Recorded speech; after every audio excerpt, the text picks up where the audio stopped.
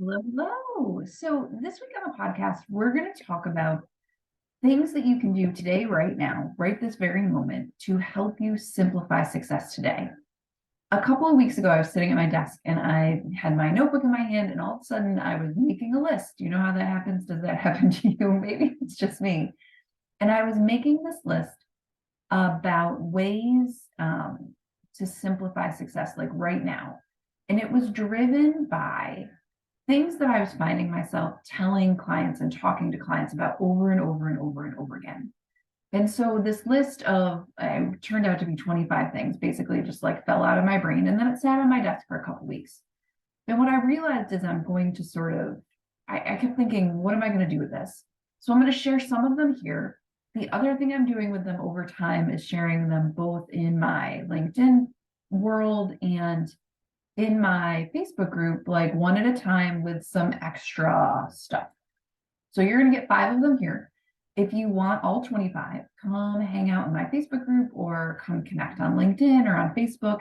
And the rest are going to roll through. They're always going to get hashtagged Simplify Now. If I can manage to remember to do that, I work really hard to do it. And I have a note here highlighted, but sometimes it doesn't, sometimes it doesn't. At any rate, today I want to share 5 of these. And they are meant to be like, here's the thing about these tricks that help us simplify things right now. They're ridiculously simple. So you're going to be like, oh, or like, well, yeah, I know how to do that. But the thing is, do we actually do it? Because that's the difference between things being simple and hard, right? We know how to make things simpler for ourselves. It's whether or not we do. And so these are some of my favorite ways to do it, and they are meant to serve as a reminder to you because they're not things that you couldn't come up with on your own, but they are things that often don't occur to us in the moment we need them, and this is the way to get them.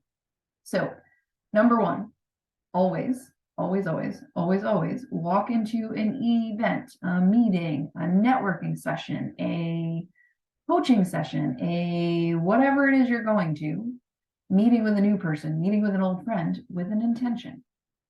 And by intention, what I mean is ask yourself, what would I be thrilled to get out of this meeting? Like, what would I be absolutely freaking thrilled to walk away with? Because here's the thing. Number 1, when you don't walk in with an intention, often what happens is we find ourselves leaving sort of meh, because we didn't, like, we walk away with a feeling of like not really getting what we wanted, but mostly it's because we didn't know what we wanted. So setting the intention helps us to be clearer on knowing if we got what we wanted and needed as we leave whatever that meeting or event was. But it also ensures that we are more likely to get it, because if you walk into a meeting knowing what you're trying to get out of it, you're much more likely to actually ensure that happens. So like I went to a networking meeting last summer, and as I was headed out the door, my husband said to me, ask those ladies for babysitters. And so I knew what I was going to do at that meeting, no joke, a networking business meeting, it's a women's group, was ask those ladies about babysitters. And sure enough, I walked out with 3, 2 of who I use regularly still to this day, almost a year later. And I was thrilled to bits. Did I get a business win out of it? No. But did I get exactly what I needed in that moment? Yes. And so knowing what I wanted and needed as I walked in made a huge difference. Okay, so that's number 1. Number 2, this is, you're going to roll your eyes. Like I can see it coming, but this is a very simple, very effective thing you can do to stop overthinking. It is this: decide right now that people understand what you mean and get what you're trying to convey. Here's the thing. We spend a lot of time on, will they understand it if I say it like this? Do they get what I'm offering? Does it make sense? Is it clear? Listen, we're always practicing making it clearer. We are always practicing saying what we say a little more effectively. But in concert with that, you can decide actively in your brain, you are allowed to do this, I do this all the time, that people understand what you mean and get what you're offering. You can just think like, the people that I'm meant to work with get it. They get me, They get what I'm saying. They understand. Because here's the other problem. There are always going to be people in the world that don't get it. You are never, ever, ever going to explain it clear enough that everyone out there understands it. That's okay. Not everybody's meant to get it. Like there are times where I have there's a neighborhood dad who always says to me, how's the happiness coaching going? And I just look at him, and he doesn't get it, but he's also not my audience. I don't care if he gets it. He's not who I'm trying to help. Like I want to serve people, but if they're very clearly not understanding what you do, it's possibly because they don't understand what you do because it's not for them. So that's fine. You can, though, decide that the people who you are meant to help, who are in your world, who need what you have, who want what you do, already get it. And that when you explain it, they go, yes. Right? You can decide that it connects, that it's clear. Is it a replacement entirely for doing the work of clarity? No. But is it part of it? Absolutely. Because you are clearer than you realize. You just haven't given yourself enough time saying it, right? The more we say it, the clearer it gets. But we can also decide that people just get it. The people who want to hire you, that want to pay you, that want to buy what you have, get what you have. They understand you. That's it. That's the truth. So you can just decide that today and stop spending so much time wondering, because they get it. That's number 2. Number 3, this one hurts my soul a little bit, even to say out loud, and this is a time one. Life is a lot simpler if you just listen to your calendar. I know. Listen, here's the thing that your calendar wants you to know today. You put stuff on it for a reason. Prior you, the you that put this on your calendar, did it for a reason. That person, that version of you that existed 3 days ago or 3 months ago or 3 weeks ago, that version of you was trying to set you up for success. And when you completely ignore those things on your calendar, you're ignoring that version of you that was trying to help. So listen to your calendar. Like I have a block on my calendar for today that I really need to spend shopping around for the kinds of speaking events that I want to be applying to in the next 6 months or a year. I have twice blown through that block in the last couple of weeks. I keep moving it. And today is the day that I listen to my calendar because it matters. I am putting it on my calendar because it matters.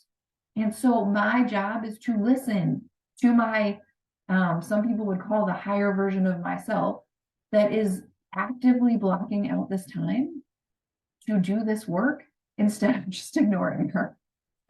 I'm super good at ignoring her because I would much rather scroll TikTok, to be quite honest. But I need to spend this time. It is the thing that I know I need to be doing and I want to do. So I am going to respect my calendar. I'm going to respect the me that put that on the calendar and listen to her. And sometimes I have to have a talk with myself. That's like, listen, you got to listen to her. I'm just like I am right now, just like I'm telling you. But it helps if you do the same, to just allow your calendar to be your calendar and be like, oh, wait, I put this here. I put this here for a reason. I'm going to go ahead and respect it. I'm going to do this right now. Great. Makes everything a lot simpler, right? Okay. Number 4, I love you and you're never going to feel ready. So you can go ahead and just stop waiting for it to happen. I know this is one of those simplifying for success things that just is like an instantaneous kind of thing. So many of the things on this list they happen in a moment. But here's the thing. You don't ever feel ready. None of us do. Like I have stood on the edge of a diving board. I swam all the way through college. I know how to swim. I'm very effective at moving through the water. I hate diving boards. I hate them. I don't want things that move under my feet. I don't want to be a meter off the water. I don't want to be 3 meters off the water. I don't want to be 10 meters off the water. No, thank you very much. And I stand there and I somehow think that someday I'm going to feel ready to dive off of it. And you know what? I never do. Ever. In the 30 years I have known how to do that, or longer, gosh, even longer than that. God, I feel old right now. Shh. Don't talk about it. You're not going to feel ready. And not feeling ready is not a problem. It's not. we make it a problem. It's like, well, but I don't feel ready yet, so now I have to wait. Or I don't feel ready yet, so something is wrong. And I think there are cases where it's like, you know what, it's not time yet. And that's okay. But that's not a readiness issue. That's a timing issue. And those are different. And oftentimes in coaching, we sort of parse those two out, right? I'll say to clients, like, is it that you're not ready or is it not the right time? And often when I ask that question, people come back with one or the other. They know the answer. If you're waiting on something right now, ask yourself, is it because you're not ready or you're not feeling ready? Or is it because the timing is off somehow? And more often than not, people know. You will know. So ask. And then, if it's like, well, I just don't feel ready, I'm just not sure. Well, you got to go. Permission to go proceed, go forth, conquer, do the thing, because we're never going to feel ready. And success gets simpler if we just continue forward. Like, I don't feel ready for anything. I often write out my notes for a podcast and then think I could do this later. I don't feel ready to do that yet. That's never, and so when I catch that in my brain, I stop and go, wait, Sarah, come on. Just record it. It's going to take you 20 minutes, right? And then I can continue on and do all the things. All right, so that's number 4. So far we have had, I'm just going to recap really quick. Always walk into an event or a meeting or something with an intention. What are you going to be thrilled to walk away with? Number 2, decide that people understand what you mean and what you're conveying and that they get you. And then say it again. Decide people get it. Number 3, listen to your calendar and the version of you that saw fit to put it on your calendar because she is looking out for your best interests. Number 4, stop waiting to feel ready. It's not coming. It's like a bus that we're standing on the corner and waiting for a bus in a city that doesn't have a bus service. It's not coming. You have permission to just go forward right now. And number 5 is this. This is something I hear from clients all the time. They'll say something to me like, I really just wish it worked like blank. I really just wish my in the system I have for doing this thing with clients would work like this. I really just wish I could, share what I have with people this way. I really just wish it was possible for me to do X thing. Here's the thing. You have all the permission you need right there. The minute you catch yourself thinking, I really just wish, you get to go do that thing. So if it is a process that you want to change it. If it is a kind of way you want to present your offers, you want to talk to people, a channel you want to use, go use it. If you're thinking about another way to access people or meet people, go try it. I really just wish is you getting to go make it so. You don't have to wish. You're an entrepreneur. You get to just do, right? And every time I say to a client, well, why do you have to wish? You get to do it. Let's just do that then. And they go, oh. Everybody just kind of pauses because we're used to gosh, I wish I could do this differently. Well, actually, you can. It's your business. You get to do what you want. That's how this works. That's why you're here. That's the flexibility you wanted. And, do I really just wish, women were paid equally? For sure. Am I going to change that overnight by just changing a system in my own business? No. But are there things that I can do? Absolutely. So I'm going to do those things one at a time. Can I work with clients and ensure that their pricing makes sense and is in line with the rest of the world in a way that doesn't find them constantly underpaid? Yes. And so I do that. That is how I show up in that battle, right? But for you, whether it's something in your day-to-day, in the larger world, in the fabric of society, in a system, in a process, in a schedule, the minute you catch yourself going, I really just wish, think wait, what do I want to do differently?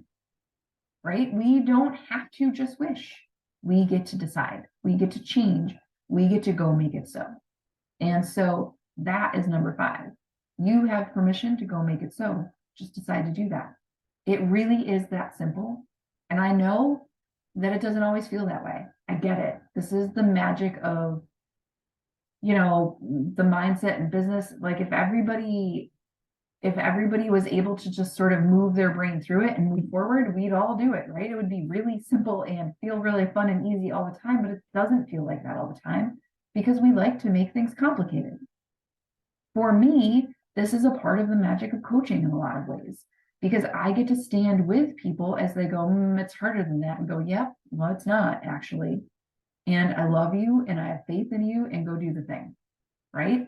This is the role of a coach in a business relationship, or at least the way I do it, because I get to stand with people and say, you have permission. You don't have to wait.